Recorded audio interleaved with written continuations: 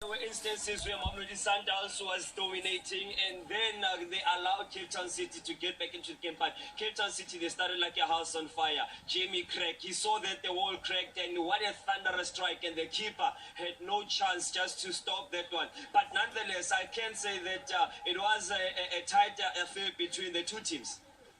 And Mutlakaleng, just in finishing up with the game between Cape Town City and Mamelodi Sundowns, it's as if after Cape Town City scored, they kind of sat back and allowed Mamelodi Sundowns into the game. Sitting back was a challenge for them, however the game was a pound for pound. Each of them, they knew how to express their wingers, they knew how to exploit their shots at goal.